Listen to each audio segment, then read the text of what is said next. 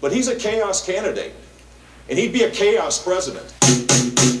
In December 2015, Donald Trump was leading a very crowded field for the Republican presidential nomination. I'm at 42 and you're at 3, so far I'm doing Trump agreed to go on to the Alex Jones program. Donald Trump is our guest, ladies and gentlemen. As you know, I'm leading in every poll. Trump was able to gain access to the very intense following of Alex Jones's radio program, a group of people who are very cynical about the United States government and might be inclined to support a non-traditional candidate like the New York developer. Well, Donald Trump, let me say this. My audience, I'd say 90% supports you.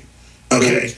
Alex Jones, he is this amazing showman. They hate you. They hate prosperity. They hate God. They hate children. And goddamn them to hell. He cries, he yells, he growls. He has this incredible gravelly voice. We're gonna beat your ass. He's a quite arresting media figure, and he is thumbing his nose at the mainstream media, which he considers to be pawns of a global elite that he's very suspicious of and that he suspects is bent on world domination. I'll give Obama this. He's bold. I could never have imagined an Islamic radical sleeper cell becoming president. I mean, I can't believe the CIA did this. In the process of making these allegations, he has thrown out some pretty remarkable claims.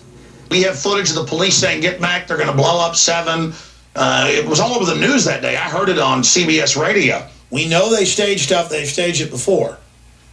And we know they were set and ready with that tragedy, the Boston bombing, that was a total drill on record with the older brother, Tamerlan, being a CIA asset on record. And again, you look at the Aurora shooting, that was totally staged. Roger Stone, who's famous for working with Richard Nixon, persuades Donald Trump to go on the Alex Jones show. And he doesn't just go on for a couple of minutes.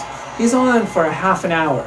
And it's this rambling conversation. We need surveillance. We need proper surveillance. For 3 years, I've been saying hit the oil because ISIS is getting strong. We lose with every country, and yet we don't get along with any countries. China is killing us. There's no doubt that Donald Trump and Alex Jones were mutually beneficial to each other because his audience is specifically the kind of voters that Donald Trump needed and wanted to be talking to. On the other hand, Alex Jones was able to have a larger platform because of his access to Donald Trump. Roger Stone thinks that Alex Jones will be very useful in selling the Donald Trump legislative agenda, whatever that ends up being, to a public that is hardwired to be skeptical and disapproving of what happens in Washington, D.C.